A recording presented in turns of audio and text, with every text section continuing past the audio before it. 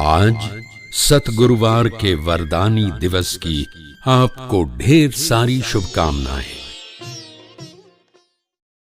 ओम शांति। आज 1 फरवरी 2024 के साकार मधुर महावाक्य है। आज सतगुरुवार वरदानी दिवस है। आंख खुलते ही हम सभी परम सतगुरु की वरदानी दृष्टि लेते हैं और दृष्टि के साथ उनके मधुर वरदानों से अपने जीवन को श्रेष्ठ बनाते हैं। आज का बहुत ही मधुर वरदान है, हिम्मत और उमंग उत्साह के पंखों से उड़ती कला का अनुभव करने वाले तीव्र पुरुषार्थी भव। किसी भी कार्य में सफलता पाने के लिए हिम्मत और उमंग उत्साह बहुत जरूरी है। जहाँ हिम्मत है वहाँ परमात्मा मदद है। जहाँ उमंग उत्साह और हिम्मत है वहाँ असंभव भी संभव हो जाता है। अगर उमंग उत्साह नहीं तो कभी मंजिल पर नहीं पहुंच सकते।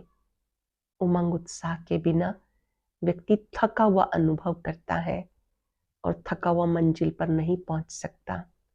ऊंची मंजिल पर पहुंचने के लिए हिम्मत और उमंग उत्साह सदा बना रहे। शाश्वत बाबा ने कहा, जो सबकी मनोकामनाएं पूर्ण करने वाले हैं वही कामधेनु है। उन बच्चों को अभी दिव्य बुद्धि मिली है। जिन्हें दिव्य बुद्धि प्राप्त है वो केवल एक बाबा को ही देखते हैं, पुरानी दुनिया को देखते हुए भी नहीं देखते। इस दुनिया से दिल नहीं लगानी है। जो बच्चे देर रात्रि तक गंदे नॉवेल्स पढ़ते हैं वो सुबह कैसे बाबा को याद करेंगे। जिन्हें दिव्य बुद्धि प्राप्त है उनका बुद्धि योग इन चीजों से हट जाएगा। आजकल नॉवेल्स के साथ साथ बहुत अधिक मोबाइल का प्रयोग करना, देर रात्रि तक करना, वो भी अमृत वेले पे बहुत इफेक्ट डालता है। तो अपनी संभाल स्वयं करनी है। परमात्म शिक्षा है कि तुम बच्चों को पुराना पढ़ा हुआ सब भूल जाना है। जो बाबा पढ़ाते हैं ज्ञान की बातें वो अच्छी रीति पढ़नी है और धारण करनी है। इतना याद करना है बाबा को कि अंत समय में बाबा के सिवाय कुछ भी याद ना आए। सुनते हैं बाबा के मधुर बोल। बाबा कहते, मीठे बच्चे, अब तक जो कुछ पढ़ा है उसे भूल जाओ, एकदम बचपन में चले जाओ, तब इस रूहानी पढ़ाई में पास हो सकेंगे। प्रश्न है, जिन बच्चों को दिव्य बुद्धि मिली है उनकी निशानी क्या होगी? वह बच्चे इस पुरानी दुनिया को देखते हुए भी नहीं देखेंगे। उनकी बुद्धि में सदा रहता कि ये पुरानी दुनिया गई के गई। ये शरीर भी पूरा तम प्रधान है तो आत्मा भी तम प्रधान है, अब इसे क्या प्रीत रखे। ऐसे दिव्य बुद्धि वाले बच्चों से ही बाप की भी दिल लगती है। ऐसे बच्चे ही बाप की याद में निरंतर रह सकते हैं, सेवा में भी आगे बढ़ सकते हैं। शांति। मीठे मीठे रूहानी बच्चों को रूहानी बाप समझाते हैं।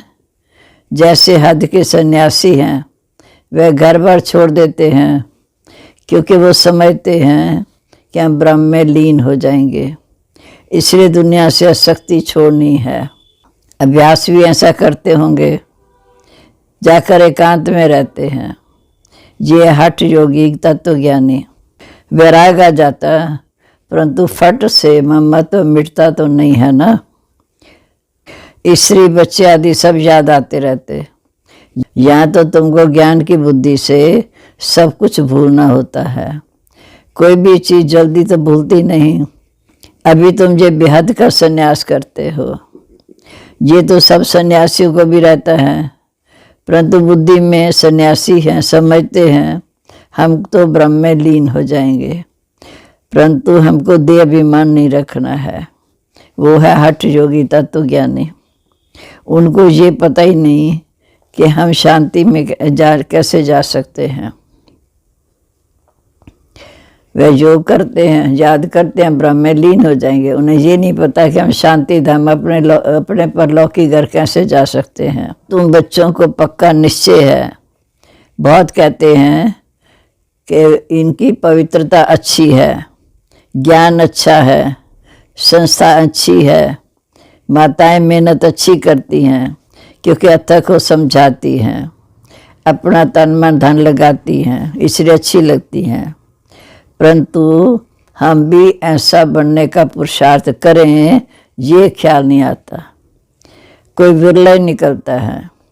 तभी बाबा कहते कोटों में कोई में कोई निकलता है। अर्थात जो तुम्हारे पास आते हैं उनसे कोई विरला निकलता है, बाकी ये पुरानी दुनिया तो ख़त्म होने वाली है। तुम जानते हो अब आप आए हुए हैं, साक्षात्कार हो ना हो, विवेक कहता है कि बेहद के बाप आए हैं। ये भी तुम बच्चे जानते हो कि बाप एक है, वही परलौकिक बाप ज्ञान का सागर है। लौकिक को कभी ज्ञान का सागर नहीं कहेंगे। ये भी बाप आकर तुम बच्चों को अपना परिचय देते हैं। तुम जानते हो अब पुरानी दुनिया ख़त्म होने वाली है। हमने 84 जन्मों का चक्कर पूरा किया, अब हम पुरुषार्थ कर रहे हैं वापिस सुख धाम जाने के लिए वाया शांति धाम। पहले शांति धाम ज़रूर जाना है, यहाँ से फिर यहाँ वापिस सतयुग में आना है। मनुष्य इन बातों में मूंझे हुए हैं। वो तो कोई मर रहा तो समझते हैं वैकुंठ गया, परंतु वैकुंठ है कहाँ ये तो जानते ही नहीं। अब तुम भारतवासी बच्चे जानते हो और धर्म वाले तो इन बातों को जानते नहीं। अभी हम पुरुषार्थ कर रहे हैं फिर वापस घर जाने का। मनुष्य इन बातों को जानते नहीं। वो तो कोई मरता तो कहते वैकुंठवासी हुआ, परंतु वैकुंठ है कहाँ। वो वैकुंठ का नाम तो सिर्फ भारतवासी जानते हैं और धर्म वाले तो जानते नहीं। सिर्फ सुना है, चित्र देखे हैं, देवताओं के मंदिर आदि बहुत देखे हैं। जैसे देलवाड़ा मंदिर है, लाखों करोड़ों रुपए खर्च करके बनाया है, बनाते ही रहते हैं। देवी देवताओं को वैष्णव कहेंगे, विष्णु की वंशावली अर्थात लक्ष्मी नारायण की राजधानी के। वह तो पवित्र हैं। सज्जू को कहा जाता है पवित्र दुनिया, जी है पति दुनिया। सज्जू के वैभवादि भी यहाँ होते नहीं। यहाँ तो अनाज आदि सब तमो प्रधान बन गया, स्वाद भी तमो प्रधान। बच्चियाँ ध्यान में जाती हैं, कहती हैं शुभी रस पी के आए हैं, बहुत स्वाद था। यहाँ भी तुम्हारे हाथ का खाते हैं तो कहते हैं बहुत स्वाद अच्छा है, क्योंकि तुम अच्छी रीति याद में बनाते हो, सब दिल भरकर खाते हैं। तुम योग में रहकर बनाते हो तो स्वादिष्ट होता है नहीं, और ये कईयों को प्रैक्टिस होती है, ऐसे बहुत अच्छा भोजन बनाते हैं। वहाँ तो हर चीज़, सज्जू में तो हर चीज़ सत्व प्रधान होती, इसलिए बहुत ताकत रहती है। तमो प्रधान होने के कारण ताकत कम हो जाती है, फिर उनसे बीमारियां दुख आदि भी बढ़ जाते हैं। नाम या दुख धाम, सुख धाम में तो दुख का नाम नहीं। तुम इतने सुखी बन जाते हो जिसे स्वर्ग सुख कहा जाता। इसके लिए सिर्फ तुम्हें पवित्र बनना है, 120 एक जन्म के लिए। पीछे का ख्याल मत करो, अभी तो तुम पवित्र बनो। पहले तो विचार करो कि मुझे कौन कह रहा है। स्वयं भगवान मुझे कह रहा है एक जन्म पवित्र बनो। बेहद के बाप का परिचय देना पड़े। बेहद के बाप से सुख का वर्षा मिलता है। लौकिक बाप भी परलौकिक बाप को याद करते हैं तो बुद्धि ऊपर चली जाती है। तुम बच्चे को निश्चय बुद्धि पक्के हो, उन्हों के अंदर रहेगा कि इस दुनिया में हम बाकी थोड़े दिन हैं। आत्मा भी इस समय कौड़ी मिसल बन पड़ी है, इसलिए इसे विराग कहा जाता। अभी तुम बच्चे ड्रामा के राज को जान चुके हो। भक्ति मार्ग का पाठ चलना है, तब भक्ति से नफरत की दरकार नहीं। घर में सब दुखी हो जाते हैं वह खुद अपने को जाकर थोड़ा सुखी बनाने के लिए वैराग करते हैं। वापस मुक्ति धाम में तो कोई जा नहीं सकता। सो भी कोई आए तो वापस कोई गया नहीं। जितने भी ऊपर से आत्माएं आती हैं तो वापस कोई गया नहीं, सब यहाँ पर ही हैं। एक भी निर्वाण धाम या ब्रह्म लोक में नहीं गया। वो समझते हैं कि फलाना ब्रह्म में लीन हो जाएगा। ये सब भक्ति मार्ग के शास्त्रों की बातें हैं। तुम बच्चों को तो भी ज्ञान मिल रहा है, इसलिए कुछ भी पढ़ने की दरकार नहीं। परंतु कोई कोई ऐसे हैं जिनमें फिर वापस नावल शादी पढ़ने की, परंतु कोई कोई ऐसे हैं जिनमें नावल शादी पढ़ने की आदत है। ज्ञान तो पूरा है नहीं, उन्हें कहा जाता है कुक्कड़ ज्ञानी। रात को भी नावल पढ़ के सोते हैं तो उनकी क्या गति होगी। यहाँ तो बाप कहते जो कुछ पढ़े हुए हो सब भूल जाओ, इस रूहानी पढ़ाई में लग जाओ।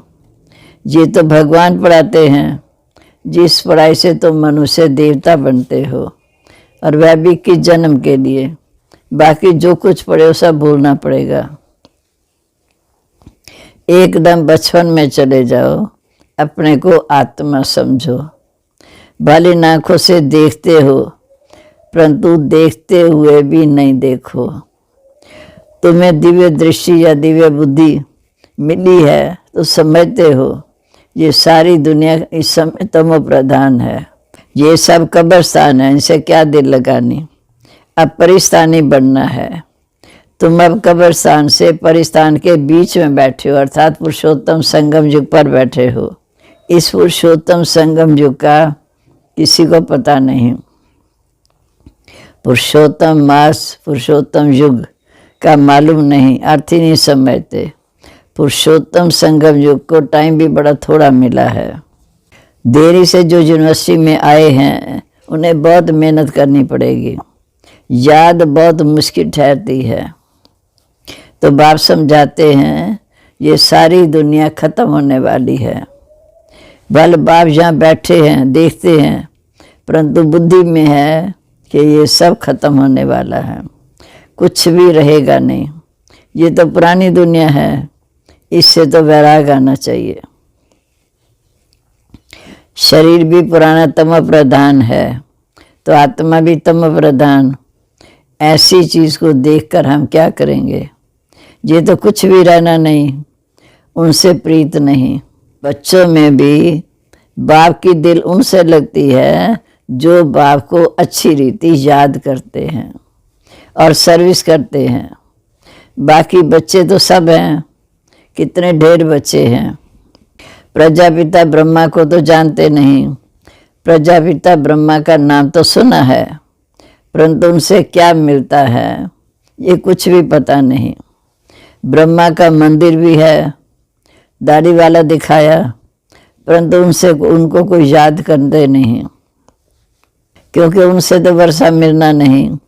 आत्माओं को वर्षा मिलता है एक लौकिक बाप से, एक परलौकिक बाप से। तो बाप जो बाप वर्षा ना दे उसको अलौकिक बाप कहा जाता। वर्षा मिलता है हद के बाप से या बेहद के बाप से। बाल प्रजापिता ब्रह्मा कहते हैं, परंतु वर्षा उनसे नहीं मिलता। इस अलौकिक बाप को भी वर्षा परलौकिक बाप से मिलता है, अर्थात ब्रह्मा को भी वर्षा शिव बाबा से मिलता है। तो वो फिर देंगे कैसे। परलौकिक बाप इनके थ्रू देते हैं, शिव बाबा ब्रह्मा के थ्रू देते हैं। इनको क्या याद करना, इनके थ्रू भी उस बाप को याद करना पड़े, ब्रह्मा के द्वारा शिव बाबा को याद करना पड़े। वह लोग समझते हैं ये ब्रह्मा को ही परमात्मा मानते हैं, परंतु हमको वर्षा ब्रह्मा से नहीं मिलता है, वर्षा मिलता है शिव बाबा से। ब्रह्मा तो बीच में दलाल है। ये भी हमारे जैसा स्टूडेंट है, पर इसमें डरने की कोई बात नहीं। बाप कहते इस समय सारी दुनिया तमो प्रधान है, तुमको योग बल से अब सतो प्रधान बनना है। लौकिक बाप से हद का वर्षा मिलता है, तुमको अब बुद्धि लगानी है बेहद के बाप से। बाप कहते सिवाय बाप के और किसी से भी कुछ नहीं मिलना। फिर चाहे देवताएं भी क्यों ना हो, देवी देवताओं से भी वर्षा नहीं मिलना। वर्षा मिलना संगम पर शिव बाबा से। इस समय तो सब तमो प्रधान है। लौकी बाप से वर्षा तो मिलता है, बाकी इस लक्ष्मी नारायण से तुम क्या चाहते हो? वह लोग तो समझते हैं ये अमर है, वह लोग समझते हैं ये देवी देवता अमर हैं, कभी मरते नहीं, तमो प्रधान बनते नहीं। लेकिन तुम बच्चे जानते हो सतो प्रधान, जो सतो प्रधान थे वही अब तमो प्रधान बनने हैं। श्री कृष्ण को लक्ष्मी नारायण से भी ज़्यादा ऊंच समझते हैं, क्योंकि वो तो फिर भी शादी किए हुए हैं। श्री कृष्ण तो जन्म से ही पवित्र है, इसलिए श्री कृष्ण को बहुत प्यार करते हैं, बहुत महिमा है। झूला भी श्री कृष्ण को झुलाते हैं, जयंती भी श्री कृष्ण की मनाते हैं। लक्ष्मी नारायण की क्यों नहीं मनाते? ज्ञान ना होने के कारण फिर श्री कृष्ण को द्वापर में ले गए। कहते हैं द्वापर में श्री कृष्ण ने गीता सुनाई, कितना कठिन है उनको समझाना। वो कह देते हैं ज्ञान तो परंपरा से चला आया, परंतु परंपरा भी कब से, इसलिए कह देते रचता और रचना के आदि अंत को हम नहीं जानते। लक्ष्मी नारायण का भी जन्मदिन नहीं मनाते, इसको कहा जाता है ज्ञान अंधकार। तुम्हारे में भी कोई यथार्थ है, इन बातों को जानते नहीं, तभी कहा जाता महारथी घोड़े सवार प्यादे। भगवान को बागवान माली खिवैया क्यों कहते हैं, ये भी तुम बच्चे ही समझते हो। बाप आकर विषय सागर से उस पार ले जाते, अर्थात शांति धाम ले जाते, तब तो कहते हैं नैया मेरी पार लगा प्रभु। तुमको भी अभी पता पड़ा कि हम कैसे इस दुनिया से उस पार जाएंगे। बाबा को याद करते करते बाबा के पास पहुँचेंगे। बाबा हमको क्षीर सागर में ले जाते हैं, अर्थात सतयुग में ले जाएंगे। वहाँ दुख दर्द की कोई बात नहीं। तुम सुनकर औरों को भी कहते हो कि नैया पार करने वाला खिवैया शिव बाबा आ चुका है। कहते हैं बच्चे तुम सब अपने को आत्मा समझो, तुम सब अपने को आत्मा समझो। तुम पहले क्षीर सागर में थे, अब विषय सागर में आप पहुँचे हो। पहले तुम देवता थे। स्वर्ग है वंडर ऑफ द वर्ल्ड, सारी दुनिया में रूहानी वंडर है स्वर्ग। नाम सुनकर ही खुशी होती है। हेवन में तुम रहते हो, यहाँ तो 7 वंडर दिखाते हैं। तुम तो वंडर ऑफ द वर्ल्ड के मालिक बनते हो। तुम्हारे रहने के लिए बाबा ने कितना वंडरफुल वैकुंठ बनाया है, वह भी 21 जन्म के लिए पद्म पति बनते हो। तो तुम बच्चों को कितनी खुशी रहनी चाहिए। हम उस पार जा रहे हैं। अनेक बार तुम बच्चे स्वर्ग में गए होंगे, ये चक्र तुम लगाते ही रहते हो। तुम्हें पुरुषार्थ ऐसा करना चाहिए जो हम सतयुग के पहले जन्म में आए। बच्चे जोर देते हैं पुरुषार्थ कर नई दुनिया में जाएं। बाबा हमें वंडर ऑफ द वर्ल्ड का मालिक बनाते हैं, तो ऐसे बाप को क्यों नहीं याद करेंगे। बहुत मेहनत करनी है। इस दुनिया को तो देखते हुए भी नहीं देखो। बाप कहते बल मैं देखता हूँ, परंतु मेरे में ज्ञान है, मैं थोड़ी रोज़ का मुसाफिर हूँ। वैसे तुम भी जहाँ आए हो पाठ बजाने, इसलिए इससे ममा तो मिटा दो। अच्छा मीठे मीठे सिक्के लदे बच्चों प्रीत, माता पिता बाप दादा का याद प्यार। Good morning. रूहानी बाप की रूहानी बच्चों को नमस्ते। हम रूहानी बच्चों की रूहानी बाप दादा को नमस्ते। नमस्ते बाबा, गुड मॉर्निंग। शुक्रिया बाबा, शुक्रिया। कितना हमारे लिए ऊंचे से ऊंचा वैकुंठ रचा है। अब धारणा के लिए मुख्य सार पहली पॉइंट है, रूहानी पढ़ाई में सदा बिजी रहना है। कभी भी नावजादी पढ़ने की दरकार नहीं। अब तक जो कुछ पढ़ा है उस सब को भूल एक बाप को याद करो। दूसरा, इस पुरानी दुनिया में स्वयं को मेहमान समझकर रहना है। इससे प्रीत नहीं रखनी है, देखते हुए भी नहीं देखना है। अब आज का वरदान, आज सतगुरुवार, प्यारे बाबा का वरदान महसूस करेंगे। हिम्मत और उमंग उत्साह के पंखों से उड़ती कला में उड़ने वाले तीव्र पुरुषार्थी भाव। हिम्मत और उमंग उत्साह के पंखों से उड़ती कला में उड़ने वाले तीव्र पुरुषार्थी भाव। उड़ती कला के दो पंख हैं, हिम्मत और उमंग उत्साह। किसी भी कार्य में सफलता प्राप्त करने के लिए हिम्मत और उत्साह बहुत ज़रूरी है। जब उमंग उत्साह नहीं होता वहाँ थकावट होती है, और थका हुआ कभी सफल नहीं होगा। वर्तमान समय के अनुसार उड़ती कला के सिवाय मंजिल पर पहुंच भी नहीं सकते, क्योंकि पुरुषार्थ एक जन्म का प्राप्ति की जन्म के लिए भी नहीं, सारे कल्प के लिए है। इसलिए समय को पहचान स्मृति में रहता है कि पुरुषार्थ स्वतः तीव्र गति से हो जाएगा। जब समय की पहचान स्मृति में रहती है तो पुरुषार्थ स्वतः तीव्र गति से हो जाएगा। स्लोगन है, सर्व की मनोकामना पूर्ण करने वाले ही कामधेनु हैं। सर्व की मनोकामना पूर्ण करने वाले ही कामधेनु हैं। ओम शांति। अपनी पर्सनैलिटी को रूहानी और श्रेष्ठ बनाने के लिए हमें कौन सी 3 बातों पर विशेष अटेंशन रखना होगा, यह जानने के लिए सुनते हैं आज का ज्ञान मोती।